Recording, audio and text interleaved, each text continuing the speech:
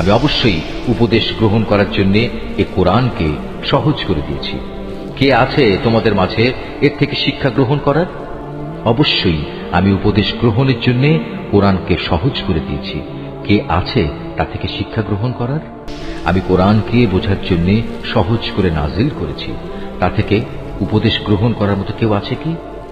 আমি এ কোরআনকে শিক্ষা গ্রহণ করার জন্য সহজ করে নাজিল করেছি, কিন্তু কেউ আছে কি এ থেকে শিক্ষা গ্রহণ করার? ফেরাউনের জাতির লোকদের কাছেও আমার পক্ষ থেকে সতর্ককারী অনেক নিদর্শন এসেছিল, কিন্তু তারা আমার সমুদয় নিদর্শন অস্বীকার করেছে, আর পরিণামে আমিও তাদের শক্ত হাতে পাকড়াও করলাম, ঠিক যেমনি করে সর্বশক্তিমান সত্তা বিদ্রোহীদের পাকড়াও করে থাকেন। তোমরা কি সত্যি মনে করছো তোমাদের সমাজের এই কাফেররা তোমাদের পূর্ববর্তী কাফেরদের চাইতে শক্তি ও ক্ষমতার দিক থেকে উৎকৃষ্ট? অথবা আমার কিতাবের কোথাও কি তোমাদের জন্য অব্যাহতিমূলক কিছু লিপিবদ্ধ রয়েছে? অথবা তারা বলছে আমরা সত্যি একটি অপরাজেয় দল। অচিরেই এই অপরাজেয় দলটি শোচনীয়ভাবে পরাজিত হয়ে যাবে এবং সম্মুখ সমর থেকে পৃষ্ঠ প্রদর্শন করে পালাতে থাকবে। কিন্তু এ পালানোই তো তাদের শেষ নয়, বরং তাদের শাস্তিদানের নির্ধারিত ক্ষণ কিয়ামত তো রয়েছেই, আর কিয়ামত হবে তাদের জন্য বড়ই কঠিন ও বড়ই তিক্ত। অবশ্যই এসব অপরাধী নিদারুণ বিভ্রান্তি ও বিকারগ্রস্ততার মাঝে পড়ে আছে। যেদিন তাদের উপর করে জাহান্নামের আগুনের দিকে ঠেলে নেওয়া হবে, তখন তাদের ঘোর কেটে যাবে। অতঃপর তাদের বলা হবে, এবার তোমরা জাহান্নামের আযাবের স্বাদ উপভোগ করো। আমি সব কয়টি জিনিসকে অবশ্যই একটি সুনির্দিষ্ট পরিমাণ মতো সৃষ্টি করেছি, আর আমার হুকুম সে তো এক নিমেষে চোখের পলকের মতোই কার্যকর হয়। তোমাদের মতো বহু বিদ্রোহী জাতিকে আমি বিনাশ করে দিয়েছি। অতএব আছে কি তা থেকে শিক্ষা গ্রহণ করার মতো কেউ? তারা যা কিছু করছে তার সবটুকুই তাদের আমল নামায় সংরক্ষিত আছে। সেখানে যেমনি রয়েছে প্রতিটি ক্ষুদ্র বিষয়, তেমনি লিপিবদ্ধ আছে প্রতিটি বড় বিষয়।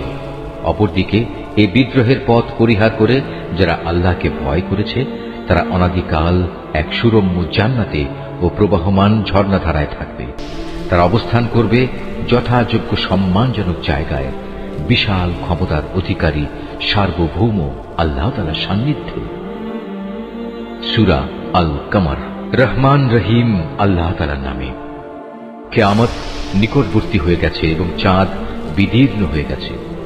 এদের অবস্থা হচ্ছে, এরা কোনো নিদর্শন দেখলে তা থেকে মুখ ফিরিয়ে নেয় এবং বলে, এটা তো হচ্ছে এক চিরাচরিত জাদুকরী ব্যাপার, এক্ষুনি যার অবসান ঘটবে। তারা সত্য অস্বীকার করে এবং নিজেদের খেয়াল খুশির অনুসরণ করে চলে, অথচ প্রত্যেকটি কাজের একটি চূড়ান্ত নিষ্পত্তির সময় রয়েছে। অবশ্যই এই লোকদের কাছে অতীত জাতিসমূহের উপর আযাবের সংবাদসমূহ এসেছে, এমন সংবাদ যাতে বিদ্রোহের শাস্তির হুঁশিয়ারি রয়েছে। এগুলো হচ্ছে পুরোপুরি জ্ঞান সমৃদ্ধ ঘটনা, যদিও এসব সতর্কবাণী তাদের কোনোই উপকারে আসে না। অতএব হে নবী, তুমি এদের নিজেদের অবস্থার উপর ছেড়ে দাও। যেদিন একজন আহ্বানকারী এদের একটি অপ্রিয় বিষয়ের দিকে আহ্বান করবে, সেদিন তারা অবনত দৃষ্টি নিয়ে একে একে কবর থেকে এমনভাবে বেরিয়ে আসবে যারা ইতস্তত বিক্ষিপ্ত পঙ্গপাল। তারা সবাই তখন সেই আহ্বানকারীর দিকে দৌড়াতে থাকবে যারা এদিনকে অস্বীকার করেছিল। তারা বলবে, এ তো দেখছি আসলে এক ভয়াবহ দিন। এদের আগে নূহের জাতীয় এভাবে তাদের নবীকে অস্বীকার করেছিল। তারা আমার বান্দা নূহ নবীকে মিথ্যা সাব্যস্ত করেছে, তারা তাকে পাগল বলে আখ্যায়িত করেছে, তাকে ধমক দেওয়া হয়েছিল। অবশেষে সে তার মালিককে ডাকল এবং বলল, হে আমার মালিক, আমি অসহায় হয়ে পড়েছি, অতএব তুমি এদের কাছ থেকে প্রতিশোধ নাও। এরপর আমি তার ডাকে সাড়া দিলাম এবং প্রবল বৃষ্টির পানি বর্ষণের জন্য আসমানের দ্বারসমূহ খুলে দিলাম। ভূমির স্তর বিদীর্ণ করে তা পানির প্রচন্ড প্রস্রবণে পরিণত করলাম। অতঃপর আসমান ও জমিনের পানি এক জায়গায় মিলিত হল এমন একটি কাজের জন্য যা আগে থেকে ঠিক করে রাখা হয়েছিল। তখন আমি তাকে কাঠ ও পেরেক নির্মিত একটি যানে উঠিয়ে নিলাম, যা আমার প্রত্যক্ষ দৃষ্টির সামনে ধীরে ধীরে বয়ে চলল। এই কাজটি ছিল সে ব্যক্তির জন্য আমার একটি পুরস্কার বিশেষ, যাকে মাত্র কিছুদিন আগেও অস্বীকার করা হয়েছিল। আমি জলযান সদৃশ সেই জিনিসটিকে পরবর্তী মানুষদের জন্য একটি নিদর্শন হিসেবে রেখে দিয়েছি। কে আছে আজ এর থেকে শিক্ষা গ্রহণ করার? হ্যাঁ, এমন কেউ থাকলে এসো, দেখে নাও কেমন কঠোর ছিল আমার আযাব এবং কত সত্য ছিল আমার সতর্কবাণী। আমি অবশ্যই উপদেশ গ্রহণ করার জন্য এ কোরআনকে সহজ করে দিয়েছি। কে আছে তোমাদের মাঝে এর থেকে শিক্ষা গ্রহণ করার? আদ জাতির লোকেরাও আমার নবীকে মিথ্যা বলেছে। তোমরা দেখে নিতে পারো তাদের প্রতি আমার আযাব কেমন কঠোর ছিল এবং কত সত্য ছিল আমার সতর্কবাণী। এক স্থায়ী কুলক্ষণের দিনে আমি ওদের উপর প্রবল বায়ু প্রেরণ করেছিলাম, যা মানুষদের এমন ভাবে ছুঁড়ে ছুঁড়ে নিক্ষেপ করছিল যেন তা খেজুর গাছের এক একটি উৎপাটিত কাণ্ড। হ্যাঁ, দেখে নাও কেমন কঠোর ছিল আমার আযাব আর কত সত্য ছিল আমার সতর্কবাণী। অবশ্যই আমি উপদেশ গ্রহণের জন্য কোরআনকে সহজ করে দিয়েছি। কে আছে তা থেকে শিক্ষা গ্রহণ করার? সামুদ সম্প্রদায়ও আযাবের সতর্ককারী নবী ও রসুলদেরকে মিথ্যাবাদী বলেছিল। তারা বলেছিল, আমরা কি এমন একজন লোকের কথা মেনে চলব যে ব্যক্তি একা আমাদেরই একজন? এভাবে তার আনুগত্য করলে সত্যিই তো আমরা বড় গুমরাহি ও পাগলামি কাজে নিমজ্জিত হয়ে পড়ব। আমাদের মাঝে সেই কি একমাত্র ব্যক্তি যার উপর আল্লাহর ওহী নাজিল করা হয়েছে? আসলে সে হচ্ছে একজন মিথ্যাবাদী ও অহংকারী ব্যক্তি। আগামীকাল মহাবিচারের দিন তারা ভালো করে এটা জানতে পারবে কে ছিল তাদের মধ্যে মিথ্যাবাদী ও অহংকারী ব্যক্তি। আমি অচিরেই তাদের পরীক্ষার জন্য একটি উষ্ট্রি পাঠাবো। তুমি একান্ত কাছে থেকে তাদের দিকে লক্ষ্য করো এবং একটুখানি ধৈর্য ধরো এবং তাদের পরিণামটা দেখো। তাদের বলে দাও, কুয়ার পানি অবশ্যই তাদের ও উষ্ট্রির মধ্যে ভাগ করে দেওয়া হয়েছে এবং তাদের সবাই পালাক্রমে কুয়ার পাশে হাজির হবে। পরিশেষে তারা বিদ্রোহ করার জন্য তাদের এক বন্ধুকে ডেকে আনলো। সে উষ্ট্রিকে ছুরি দিয়ে আক্রমণ করলো এবং সেটির পায়ের নলি কেটে ফেলল। হ্যাঁ, অতঃপর তোমরা দেখেছ কেমন ছিল আমার আযাব, কত সত্য ছিল আমার সতর্কবাণী। অতঃপর আমি তাদের উপর প্রেরণ করলাম মাত্র একটি গর্জন।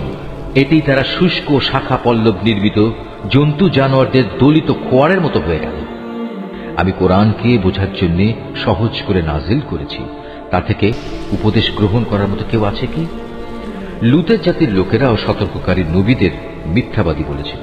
ফলে আমি তাদের উপর প্রেরণ করলাম পাথর নিক্ষেপকারী এক ধরনের বৃষ্টি, লুতের পরিবার পরিজন ও তার অনুবর্তনকারীদের বাদে।